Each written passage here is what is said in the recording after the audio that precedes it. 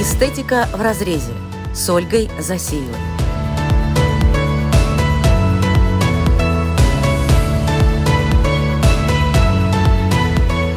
Джуме Масия, доктор медицины, профессор, пластический и реконструктивный хирург, директор отделения микрохирургии и реконструкции молочной железы Clinica Planas, Барселона.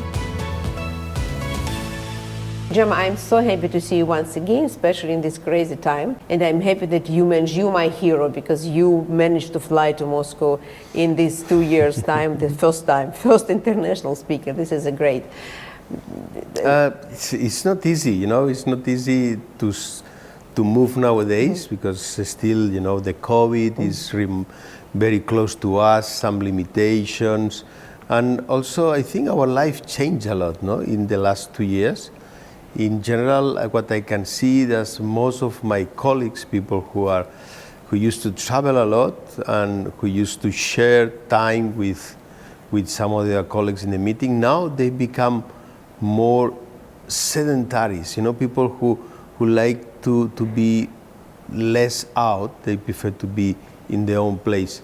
But for me, honestly, it's a great pleasure to be here, because I love this country. I love especially Moscow and all your work that you are doing. I think what you are sharing inside of this Russian scientific community is very important. It's the way to teach, and you always try to bring the best people and the latest innovations in Russia.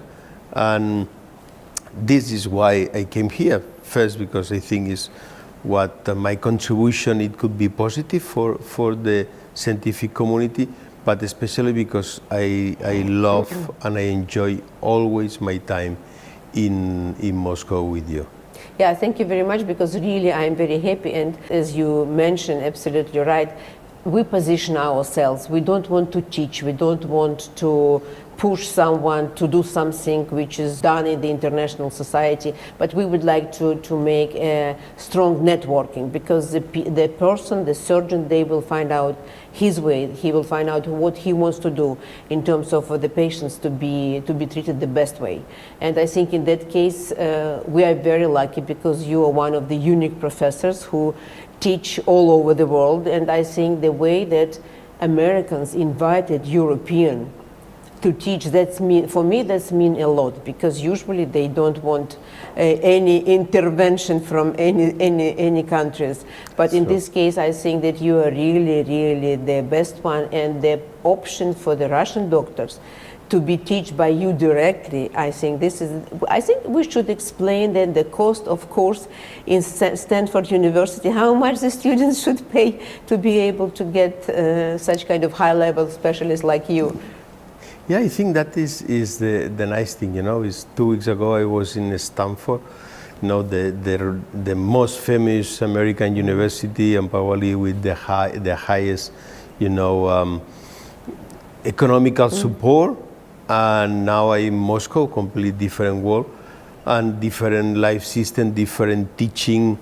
But going back to the essence, when obviously it is a nice international recognition when a university like Stanford invite you as a visiting professor.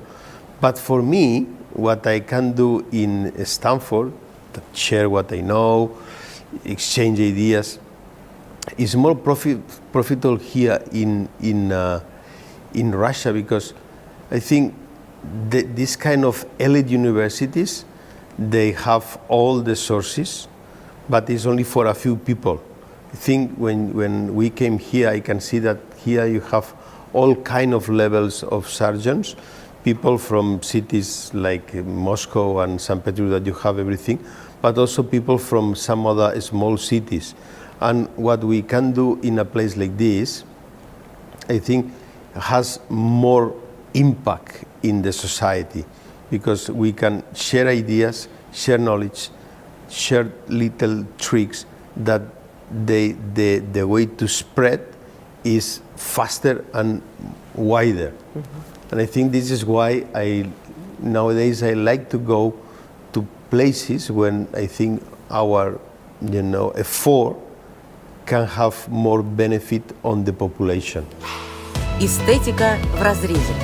It's very interesting, if I may ask you, is there a difference between European students, American students, and let's say the Russian group of the Russian doctors who ask the questions? Do they ask the different questions? Do they want to get the different information? How does it work? I think it's completely different. The American system is very competitive.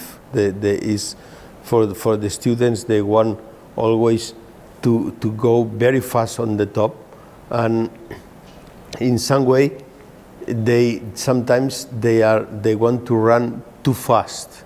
You know, the European people, because it's completely different. The health system in America is mainly private insurance or completely private. European is more, state, system, universal, everything is covered. And then the students, they grow up, I think, in the right rhythm, They work hard and they build the career in a more, not slow, but more space, And when you see the people, the Russian people are pretty similar to the European because there are no differences, but culturally there is a difference. The people in Russia is a little bit more shy. At the beginning, they need more time to open and to make questions. It's a mixture between respect and shyness. Once the people they are with you, because they have many Russian trainees that they came to Barcelona and spent it with us, they are completely like the other European trainees. But at the beginning, they are a little bit more shy, more distant, more respect. Probably language. Probably it's language and some cultural things. I try to stimulate them to be like the other ones. But but in our system, when you talk to professor, it's always you need to probably make a distance. That is what you say. It is the respect, the distance. In Europe, at the end, everybody we try to be, especially the Spanish people from Southern Europe. They like to be very close. We don't like to put walls. We don't need barriers. The respect is not keeping distance. The respect is respect to your knowledge, and for me, it's very nice to get good, close, and warm relationship with the people who are working with us. Джуме, you're absolutely right. We start to travel less. And if you may tell me, what, in your opinion, how your professional scale was changed during this COVID time? What was more important? What was less important? Maybe because breast reconstruction, it's you can't wait, or you can't, let's say, wait till COVID will go on and start the breast reconstruction. What have been changed? What stayed the same level? I think, in fact, at the beginning of this COVID crisis, with all this, big health problem of how to manage the patients, we thought that the impact of the COVID problem it was bigger than has been. When you see, there was obviously in the first wave in May and April there was less activity, because everything was stopped. All the health system, hospitals, they're working to try to help the people with the COVID. But after that, I must tell you that it's nearly the same way to work as before. And in some other fields, like for example, cosmetic surgery, aesthetic surgery, even the demand of cosmetic surgery is higher, because the people, they cannot travel, the people, they cannot move, the people have more time to be at home, the people, some of them, they can, make working this kind of telework from home. And then home office, yeah. All this time plus some extra money, because the people, they don't travel, they invest in themselves. And it's true that when you see the numbers, especially the aesthetic surgery has increased a lot, comparing from before the COVID. It's true that for people like me, that we're traveling probably too much before the COVID, also the COVID has been good because we make a big break, and then probably we have had more time for us, to take care of your own life, to be more with the family, but to take care about you. Because when you are working so much, traveling because you are in conference, then going to your place doing surgery, you don't have time for you. You have time for everybody. You have time to be in Moscow. You have time to be with the patient. You have time to be with the family, but not for you. And this has been, I think, good, to have a little bit more time for myself. So it's a healthy break. I think it's a healthy, honestly, healthy.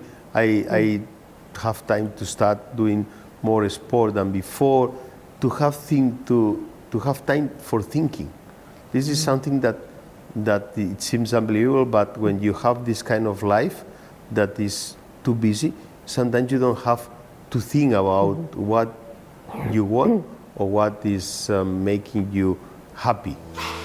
Эстетика в разрезе. Tell me, what do you think will be the breaking news in the next 5 years in the breast reconstruction surgery, breast aesthetic and reconstruction surgery? There are always innovations, because even I remember like 5-10 years ago, I thought, no, there is nothing else to do. We can transfer all the tissue with just fat, free flaps, perforators, the latest implants. But you see that always there are changes, no? Now we have much better implants than before. We have, even we are optimizing the way to put this fat grafting, or even new flaps that even we didn't know that it can appear. But for the next, I really think that there is one thing that is coming, is the fat banking.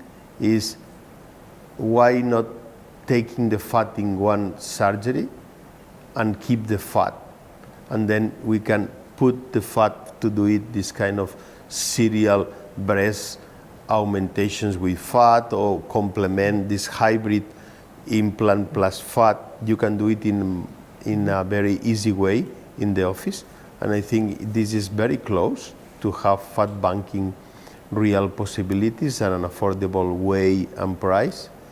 Also, I think there are potentially coming some evolution of the implants. The implants, they are not going to be like we know, just a bag of silicone. More than implant, it's going to be like a scaffold that is going to be integrated in the body, and is going to help to create volume and to restore, when you have a breast cancer and you miss. Of the body. Yeah, and also to improve and do kind of breast enlargement. I think this is also quite close. And at the end, when you see in one sentence what is the evolution of the plastic surgery, we are doing much better because it's going to be more physiological what we do, with less impact on the body. It means it's this kind of minimal invasive surgery. We have less and less scars. We have, we use less and less allogenic products. It's like, in fact, this is like our daily life, We are escaping from this kind of huge, fast food. We are trying to get more organic products, better, less, but better. And the surgery is going to be the same. The best surgery is the surgery which never been done. What do you think about this? Obviously, it's always better don't need, any surgery, and the ideal is don't need any doctor. But they have to, you can read in two ways. One is obviously, if you don't need, don't do the surgery. But the other side is something that one professor that I had when I was young said, that the reputation is in the same way. The reputation came not only about the good surgery you do, came from the surgery that you said that is better, don't do it. I mean, sometimes you must tell to the patients, okay, we are not going to cover this expectation, or we cannot help you, or what you want is not possible to get it. And it's better to say no than to have something that is going to be worse for the patient. And this is very important. Эстетика в разрезе. с Ольгой Засиевой.